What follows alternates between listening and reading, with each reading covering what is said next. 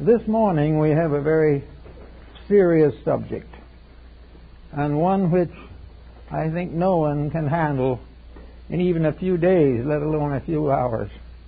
But it is something I think we must all think about in the future. We took as our subject the love of God. Now let's consider this a little bit in the light of the way things are in the world. Look around us in the 20th century, and we probably will find one of the most terrible periods in the history of the world. There were others that were bad, but the resources involved were not adequate as they are now. Old wars were not plagued with nuclear weapons or microbic gases and so forth. They were not troubled with aeroplanes and all kinds of devices for terrifying and injuring people. So we have hung up a record. The 20th century is probably the most barbarous century in the history of the world. Now we look back and we see the Greeks fighting the Romans and all that type of thing, or we consider the Crusades and we begin to feel a little more comfortable. Perhaps we are growing a little. But when we go back and get all the statistics, we're not growing much. We are not doing anything to develop the moral integrities of contemporary civilization. We are not doing anything to protect the integrities of the coming generation. We are constantly focusing our attentions upon destruction and profit, and these are the only considerations which are assumed to be necessary to the civilization of a people. Actually, as we look around us, we see the ruins of many great enterprises that might have had meaning. We also see a few outstanding corruptions that are succeeding only too well. And with all of this, we are supposed to be a God-loving or God-fearing people. Actually, we do not seem to be either.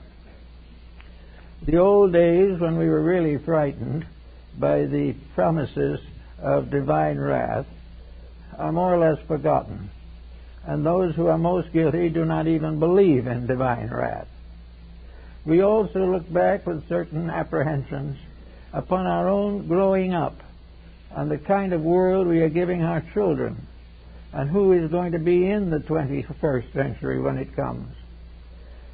Certainly, unless there are marked changes, it is not going to be heralded in with a blast of ethics or anything of that nature. We look around us and we listen to these various commentators, and we study the analysts, and we read the more recent texts on the subject, and we find almost completely the real factors ignored. Ignored because they would interfere with the continuing stream of procedure which has become sacred in this century. Sacred to profit, sacred to pain, sacred to death, but not sacred to the plan of human destiny.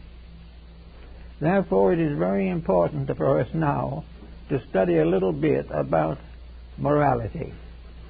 And in order to touch on morals, we have to touch on religion. And when we see the condition of morals today, we may say, what has religion done about all this? Well, essentially very little. The contributions of religion have been on television programs and on some sermonizing and a few crusaders going out. But the major stream of religion has not been enriched. We have in the world today nearly 3 billion committed persons, committed to some type of faith, to some ideal, to some integrity beyond materialism. If these 3 billion people cooperated, our problems would be very few. We could control almost any situation if these people would practice what they talk about. But instead of practicing, first of all, they divide into sects. And we are confronted with a very unpleasant spectacle of the same people all over the face of the earth worshiping the same God, but under a different name in every square block. We are here in a world where we have no definition of deity, but countless interpretations of deity. We each believe that our particular faith has this special admiration of deity, but we do not know what the faith is, and we do not know what fascinates the deity. We just keep on going. Now, a religion, as it says in the Bible, is something in which you dedicate your life to a principle or a purpose. If that is true, economics is our God, because we are dedicating our lives to it from the cradle to the grave. But it certainly isn't religion, because religion is not the dominant factor in the lives of people today. It is here, it is struggling, it is being interpreted, misinterpreted, and corrupted, but it is not leading the public. It is not doing the things that a religion is supposed to do, opening the doors of the future for a better way of life. It should carry with it integrities, justice, and mercy, the forgiveness of sin, the arbitrations of war. All of these things should be part of religion, and not any of them has been successful in assuming or affirming this fact. We have peoples of two different religions at war with each other without really knowing what they are fighting for. We have great masses of people who have been for years deprived of all religions, breaking through the shells of materialism to seek again a godly way of life. And when they find it, what will they have? What they had before. A life that did not lead them into truth before will not lead them into truth again. If we are going to move from materialism to religion, we're going to have to do something with the religion also. We're going to have to make it applicable to the needs and problems of human beings. Religion is probably the highest and deepest of all of the dedications of humanity. It is more widely diffused than any other single factor. Yet very little is done in the name of it to solve the problems of life. We have money to buy new planes to carry atomic bombs. We can spend billions on armament. We hear nothing about solution by way of intelligent dedication. Now, what is religion to us? Religion is faith in something beyond ourselves. Faith is the recognition that there is some purpose beyond barter and exchange for the existence of mankind. If this is true, it has been overlooked. We are now living in a completely secular world with a few religious trimmings. We have a number of beautiful churches. We have some magnificent old cathedrals from the days gone by. We have the ruins of the temples of 100 gods. But these various remains of the past are not casting a long shadow upon our present activities. Where is religion going to come from? Where should we expect to find it? There has been very little record of direct contact with the divine power. Such records as we have are mostly contained in the scriptural writings of mankind. From these writings we gain a certain pragmatic understanding of certain of the forces of nature. But most of these scriptures are based upon cause and effect and upon daily experience in living. Scriptures are the long record of human experience struggling with the problems of existence. But we do not at the present time have anything to consider as adequate to our need. We can go to church, and probably those who do should. Maybe those who do not should also. But when we leave church, do we leave it a better person? Do we go to church on Sunday morning convinced of the fact that we're going to renew a friendship that was lost before Sunday night? Are we going to do something in the name of faith to prove that we have some? Or are we going to go home and turn on the television and wait for the next Sunday for another brief exchange with secular matters? We are not doing anything in particular. Now, why are we not doing anything in particular? Because apparently from the beginning it was assumed there wasn't much to do. In other words, no one really believed that people were going to change to the degree that we hope they will change. They've taken it for advantage and for granted that the materialist can go to church, but he'll still be a materialist. And the theist goes to church and he will still foreclose a mortgage on the widows and the fatherless.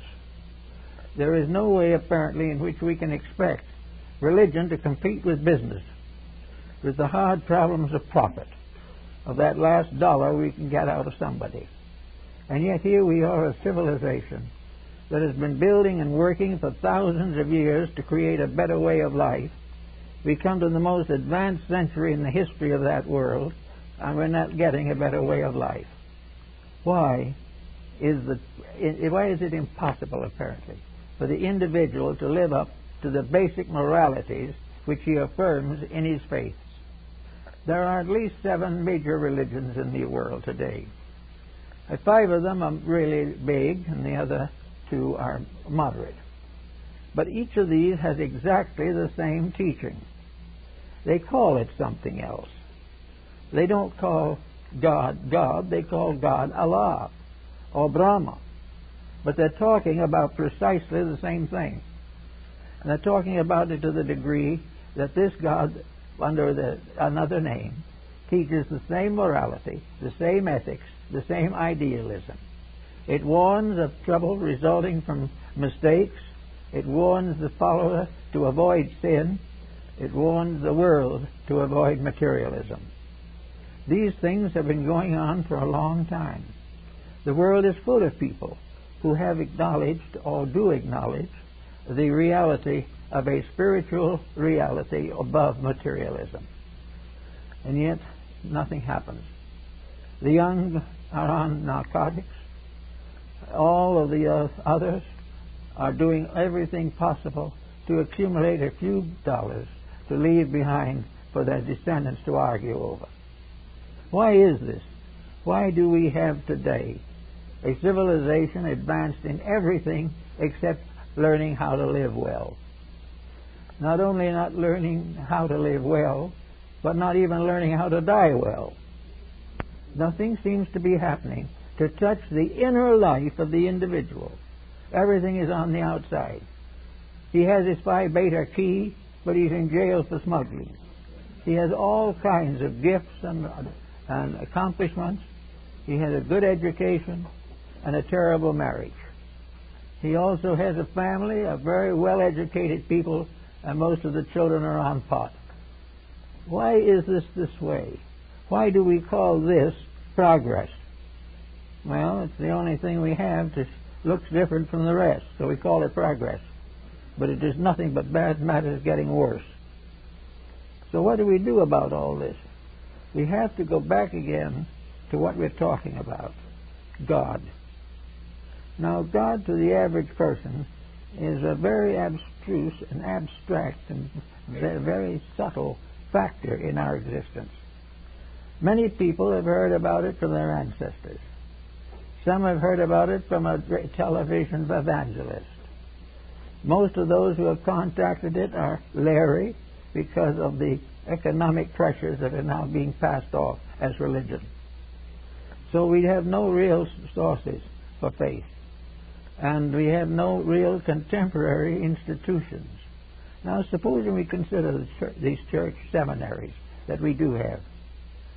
Those seminaries have been here for a long time. Are they doing something? Have they made a step forward? Or as seminarians, have they simply graduated a few more preachers? I was in Chicago at one time when one of the great football games was being played. This game was between a parochial college and a secular college. It was a tremendous fight. I was in the same hotel with the parochial crew or team and all of its assistants. In the course of the 3 or 4 days they were there, they got a bill from the hotel. The kids got a bill from the hotel for over $300,000 worth of damage. And on the Sunday morning, several of them were arrested on a raid when they were filching boxes of cigars from the lobby. This was education, and it's still going that way. What is wrong? Why do we not learn something from the past? Why do we not at least learn something from our own ancestors back 2 or 3 generations, who were more worthwhile in most cases than we are today? They might not have been so brilliant. They may have had to work hard with their hands. They may have had to raise their children in the country on farms. But there was still in them a certain humanity which is gradually disappearing. Humanity now is a covering. It is a case that you put on, but underneath it there's no real humanity. Because humanity is reaching out to help those who need. Humanity is sparing lives and not taking them. Humanity is giving opportunity, not destroying it. And humanity is to make the best use of resources, not waste them on vicious and destructive things. So we need to get a new understanding of God. We've got to get a God that gets out of all these buildings and gets into us where it belongs. Each of us lives because of a divine spark within us. We were born with this spark, and no matter what we do, it will be there till we die. But for the most part, it will not waken during our lifetime. It will remain as it was, a potential of humanity. Now we have this problem in very sure and certain faces today. We have got to do something to find the way to the development of a different form of faith for the 21st century, or we'll be nowhere at all. One thing that may happen that could help would be the gradual breaking down of sectarian boundaries. But even these will die hard. The individual is proud of his orthodoxy rather than of his ethics. He is very happy to belong to a certain thing and glad that he doesn't belong to something else. All of this is foolishness. All of this is part of an old superstition that should have died in the 15th century, along with the various inquisitions that disfigured that period. What we want now to recognize is a way of changing our approach to religion. Now, if you've traveled, and I have traveled partly, at least, reasonably, you will find scattered about the surface of the earth some of the most beautiful buildings that man has ever devised.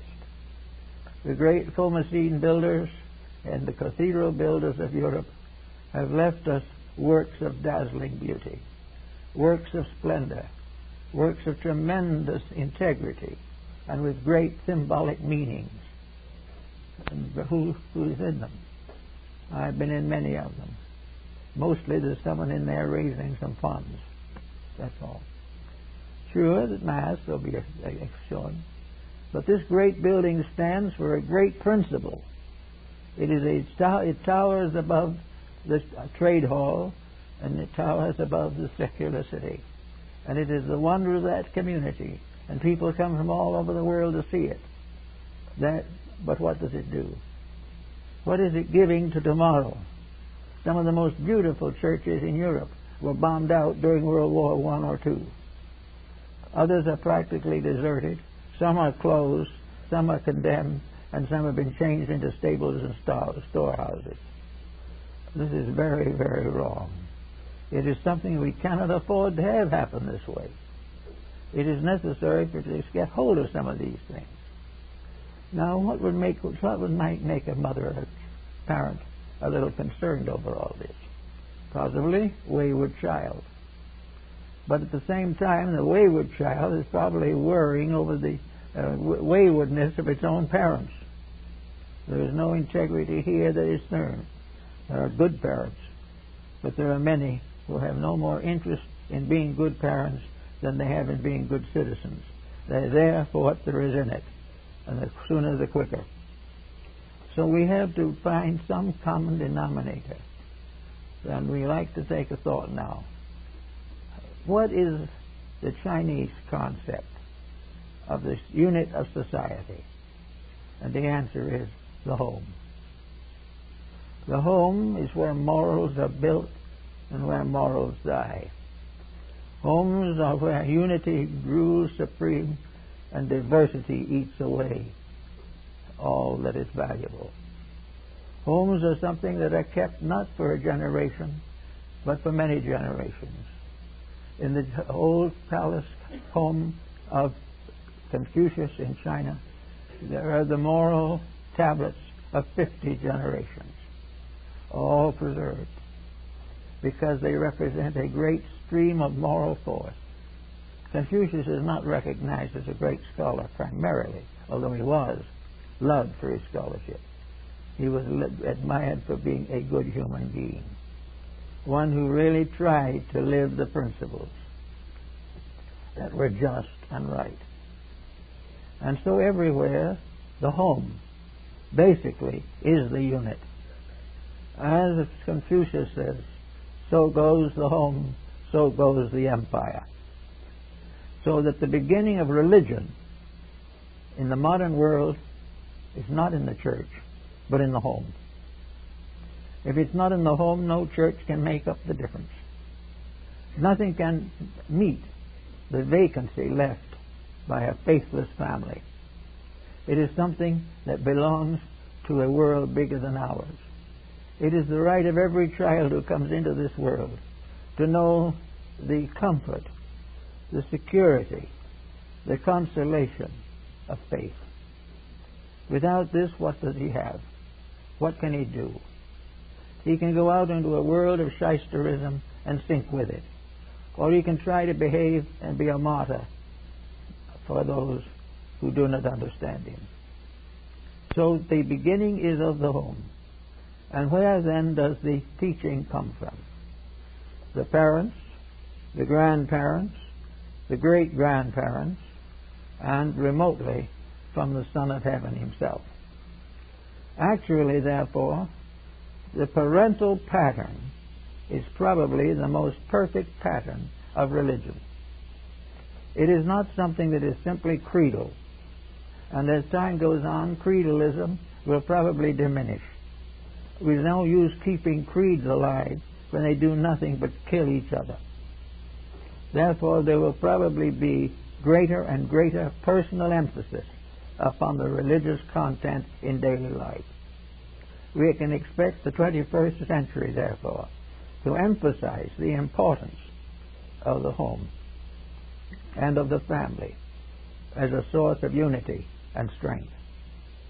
We know that Mencius followed this same idea, and that the mother of Mencius, to protect him, made several moves and changes in her life pattern just to make sure that the boy was always in the presence of the best. The proper thing for us to think perhaps a little about, instead of what reform school to put these children in, to get hold of them and give them the light and truth that they need. I know some parents who have tried it, and it has worked wonders, and it produced one or two miracles. It converted a few parents, which was something in itself. That they should decide, as they made better children, they would become better selves. And then our whole problem of religion. God is therefore another name for the integrity of life. It has something that has to do with the light, shining light of a reality, of something that pays off in plus instead of in minus. And we find that in the old religious writings, the deities were mostly borrowed from world heroes. In the very old times, the God was nothing but a glorification of Louis XVI. He was simply a deceased ancestor who made good. they built an ornament for him in the form of an altar and kept an offering on it so that he wouldn't get angry at him after he became a ghost. He was a symbol of the family. And the family in those days was very largely patriarchal.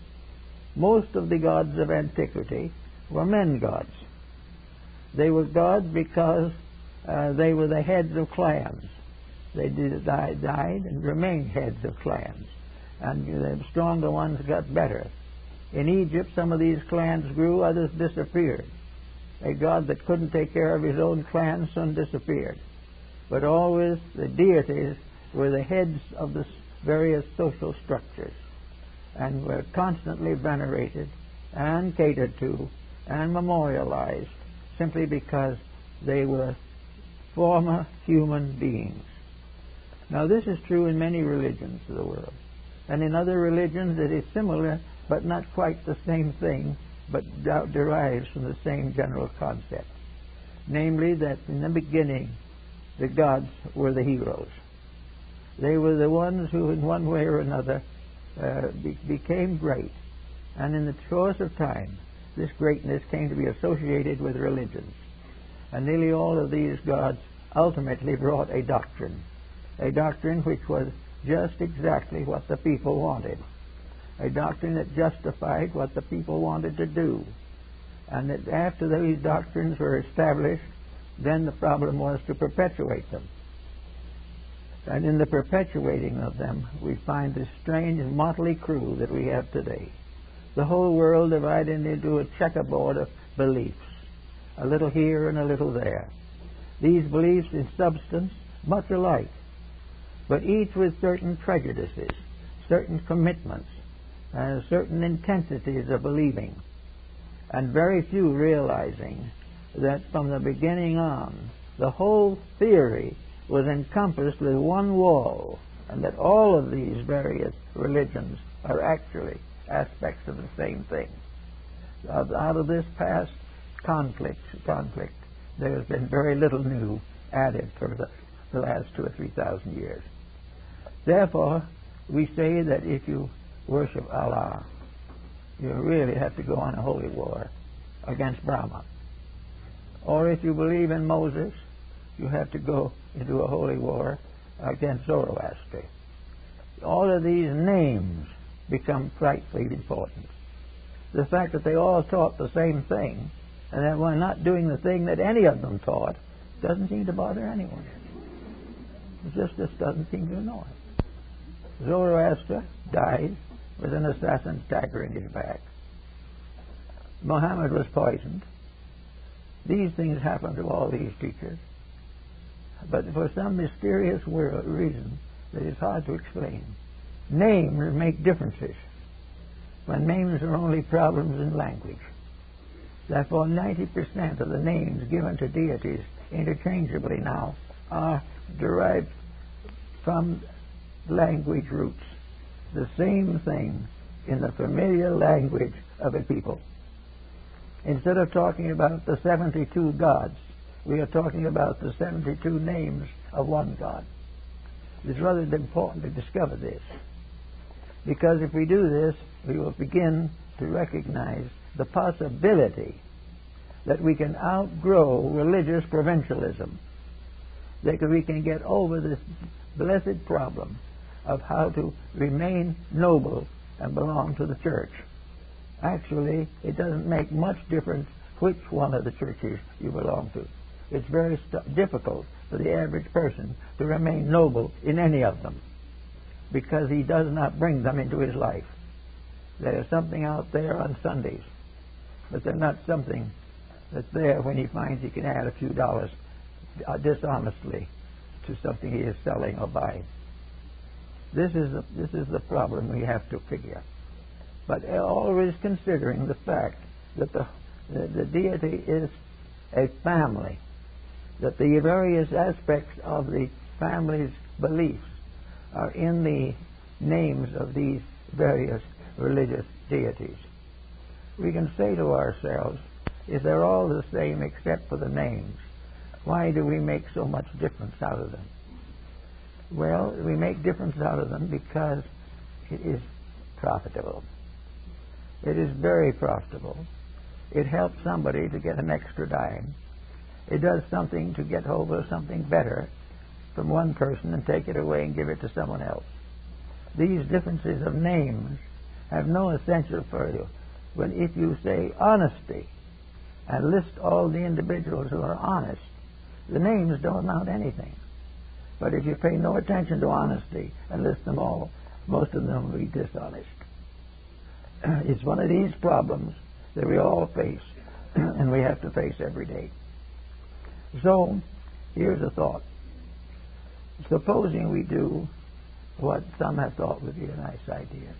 Restore the idea of the home as family. If we do that, then the love of God becomes a restatement of love of parent.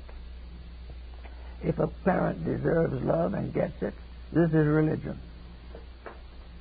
If a parent is sincere and honorable and brings up children properly, that person is pious. That person is really spiritual. That person is living the life of improvement. All of the trimmings, all of the associations, all of the big buildings are not much of it. Much of it is, are we taking care of these people as God intended us to? Are we true to the things that are real? Are we true to the values that we must live by if we expect to live at all? Now, as we notice also, the majority of these ancient deities, practically all of them, are male. Why? Because male was the hero. And there were many justifications. It's not just arrogance. The male had to be the protector. The father of the house has values as well as the mother. It is the duty of the father to protect the house, and it is the duty of the mother to enlighten the children. It is the duty of the parents to see that the child is protected, educated, and enlightened, and sent forth as an accredited human being. Now, if this is true, that becomes also religion. Now, religion can extend beyond this, but religion that doesn't live at home is very hard to live anywhere else. A religion that does not make the average family forget its feuds and differences, stop arguing over which sect they've married into or married out of. Let us forget all of this type of thing. Let us forget also that old agnostic uncle or whoever he may be. Anything. The problem is that the unit of life for the future has to be created by the individual himself. The idea that we're going to pass laws that are going to make us honest isn't going to happen. The fact that we're going to get all enlightened at once is very doubtful. The fact that we are going to depend on politics and economics and business ethics to get things straightened out is still more remote. They've got a lot to work on now and haven't even made a start. Therefore, we have to go back to the simple fact. This world is made up entirely, in human terms, of families. It is made up of families of many colors, varieties, and languages, and faiths, but families. And each family is an autonomy in itself. Each family has the right to live well, regardless of other families. No family is supposed to be enslaved by some other family. If the family lives its own life morally and ethically, brings its children to maturity as dignified human beings, if it teaches honesty, idealism, and integrity to its children, and bestows upon them the love that children need in order to live well, then we have a religion. And the individual who lives this way is worshiping. And the worshiping person is the one who shall see the face of the beloved. It is time, therefore, for each person to trace his faith back to his own heart. Not to something someone says about him, not to some shortcut to nirvana, but back again to the depths of himself. If he does this, he will find that the world has given him a marvelous assortment of possibilities. There's no reason why he has to be like everybody else. The only reason is that he must learn to like everybody else. He must give up saying, this man is a different religion and I can't speak to him. I have had in my time many, many cases of young people of different denominations whose lives have been ruined by the incredulities of their ancestors. As a minister, I have married a number of couples who could not find any other form of marriage that had a touch of anything but the justice of the peace. These people had no crime. They loved each other, but they were of different faith, which made them incompatible as far as the family was concerned. All of this has been going on for ages. The desert is filled with tribes that raid each other. The cities are filled with corporations that cheat each other. The world is full of schools that teach things that nobody really needs to know and teach nothing that is important. All these things must be changed by the 21st century. If they are not changed, our projects are going to be very, very poorly represented. Therefore, I think it might be very well to understand that the real worship of God is the worship or recognition of the unity of life and the proper training and education and development for that purpose. It is one thing, and perhaps useful to some way, to read of beliefs from the tables of Hammurabi, written 3,000 years before the birth of Christ. Very interesting. Even there, they said if a builder made a house that wouldn't stand up, he should be penalized and asked to build another. They got to that point, at least, in development of ethics. But the real answer to the point is always that daily, hourly, and now, the time is very, very right for us to begin to think in terms of the love of God as a process of recognizing and rewarding the streams of essential integrity which flow down through the ages. We should begin to think more and more deeply of where honor is due and refrain from bestowing it where it is not due. Now, among other points that are very interesting is the possibility that is emerging at this time of the consideration of deity as feminine rather than masculine. This is gaining considerable recognition now because it again ties two roots. The idea that life goes back to the Great Mother becomes more reasonable to some people, at least, than the way that it goes back to a father. There is something about the mother that is representative of the giving birth itself to integrities, to values, to guarding and selecting and keeping, to disseminating the truths and principles of a life, going forward always toward the development of all that goes after. That these key people, and every family has them, should be developed in this way. My wife is working now on a study of the possibility of developing the importance of the mother descent in the hierarchy of religions and in the hierarchy of creations. But regardless of how we approach it, the fact remains very definite that with this new century coming, we've got to do something about it, or our civilizations will simply exterminate each other. We now are approaching gradually two forms of extermination. One is through the development of destructive armament, which cannot be prevented from working havoc. This armament has advanced far enough, according to some experts on the subject. It is conceivable that a bomb can be invented, put together, or imagined one way or another. One bomb that will destroy all of civilization. Now, we certainly hope it won't happen. But how in the world can a people consider itself intelligent that contemplates such things? Where can we find a person in his right mind who would want to advance any project which meant infinite destruction, misery, and death. On the other hand, also, we have another group, the environmentalists.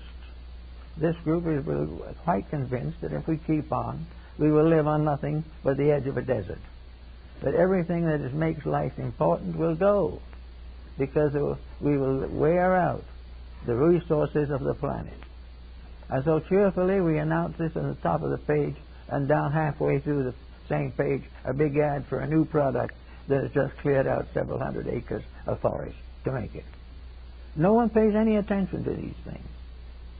No one seems to think of education as teaching us how. Why does education not teach young people how to think through the facts of their own existence? Why do we drift along on the surface of something? We're not getting anywhere. We're not even comfortable. Every so often we have a new epidemic or a new terror arises among us for which we have no solution. We are making life more difficult every day and no profit. And yet no one seems to be taking this matter seriously. You can read pages and pages and pages of congressional reports here, or something from the British Parliament, or something from the French House of Deputies. All these things, all of them pointing out the need for something important, but all of them passing into the lost and found department and left there. Why is it that we're coming into the new age, the new generation, that we do not think more about God? Why do we not realize that we are in the midst of an infinite intelligence, infinitely diversified throughout infinite time and infinite space? The nature of this we do not understand and may never understand. But through its symbolisms, we begin to understand the reason for existence, the reason to make our existence better, and to realize that the power of this eternal principle is passed on generation after generation through the families, nations, and races that inhabit the planet. That we are here in the presence of tremendous opportunities, tremendous values, infinite responsibilities, but we are here to do something besides watch television after 10 o'clock at night. We are here to do something with life.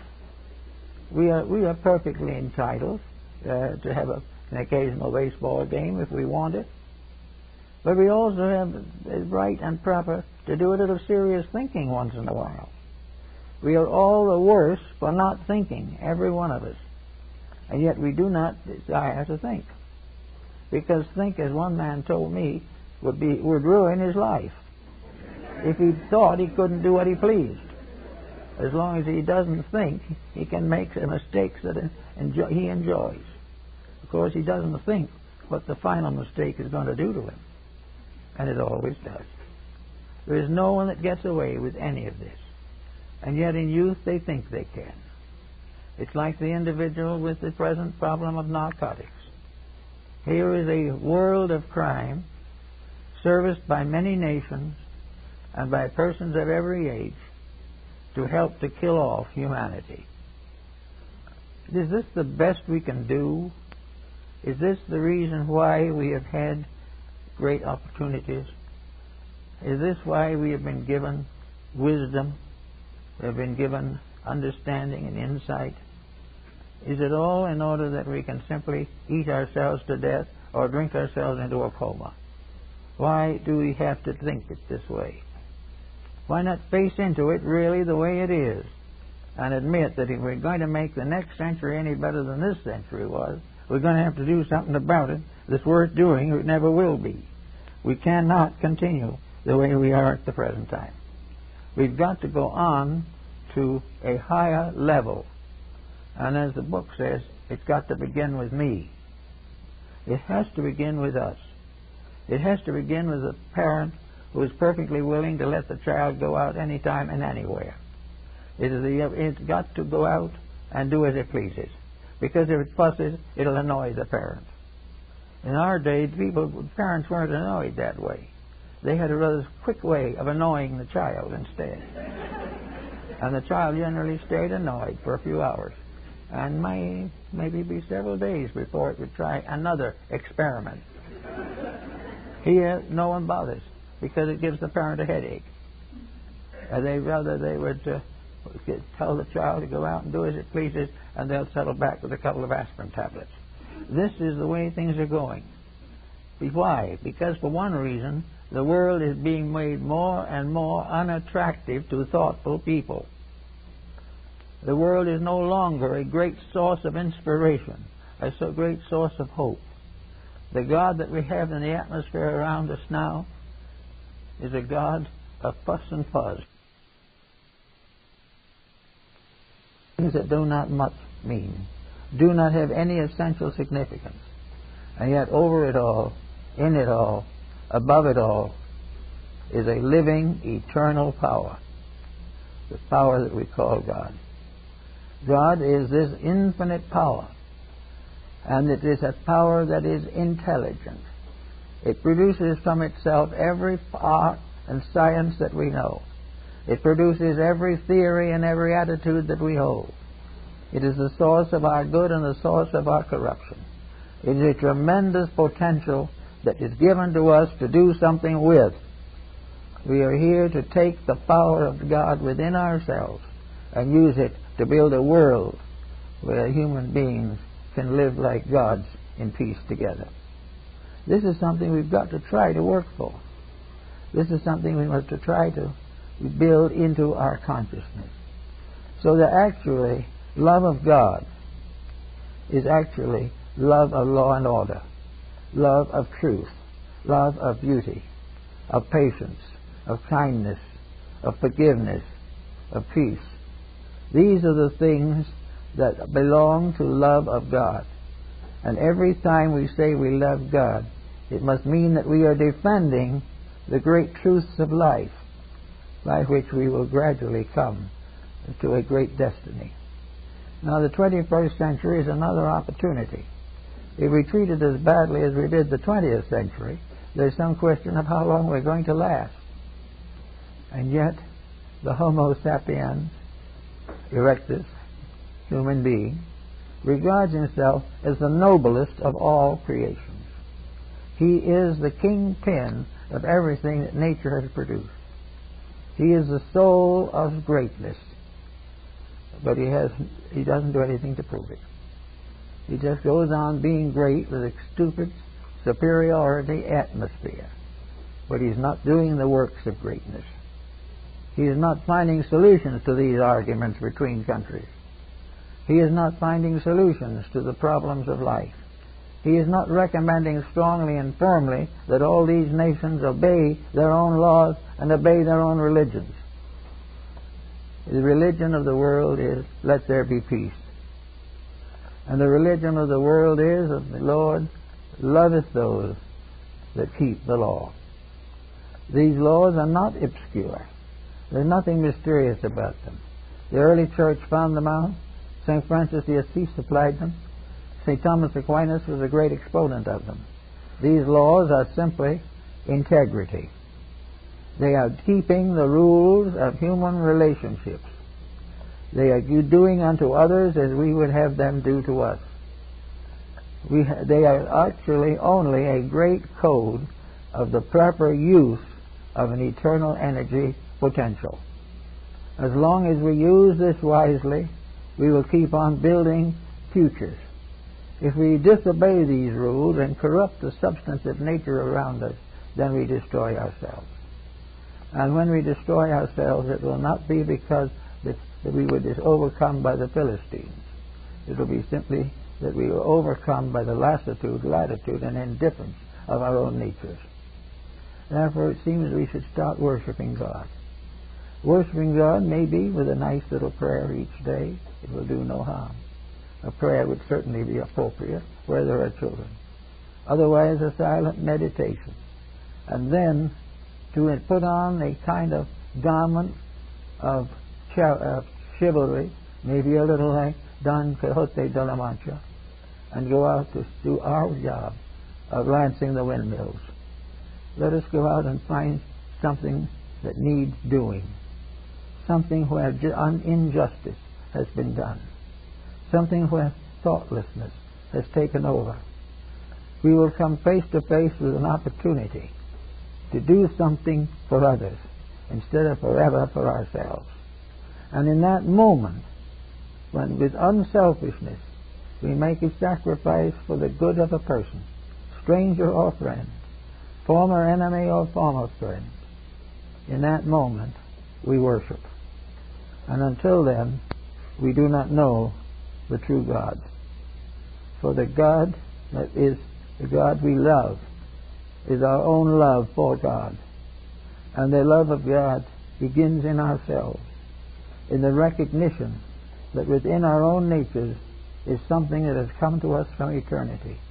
The power to do good, the power to be right, the power to ease pain, the power to strengthen hopes and ideals, the power to end forever the petty differences and the ambitions of tyrants. And the modern historian can prove to you conclusively that all these tyrants came to a bad end. And why are we so anxious to join them? Perhaps it is because, like Mussolini, we would rather live a few years as a lion than live a long life as a quiet human being doing good. Ambition probably has something to do with it. But there's no reason why we can't have the ambition to be right. There's no reason why we cannot be ambitious enough to use more wisely the endowments that have been given to us. Ambition does not have to be fulfilled in the conquest of empires. It has to be fulfilled finally in each individual's conquest of himself. And until that is done, there will be no peace. Now we're going to start pretty soon. We need a complete remaking. We need to have involved into our educational system a sure and clear statement that we all live from a divine energy, that we have no definition for it actually, that we have no way of understanding it completely, but we know that it is something that rewards good and punishes evil, that it is something that grows and enriches those who serve it and impoverishes those who cross against it in any pursuit of any kind.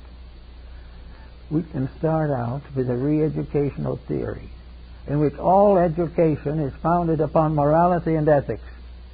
And all morality and ethics are arts and sciences that have been given to us so that we could love God, that we could understand God better, that we could use the power of God for good instead of corrupting it for selfishness and destruction. It would be wonderful indeed if we could all dream together that in the 21st century we will end forever the reign of selfishness and put in its place the true democracy of the brotherhood of mankind. Thank you.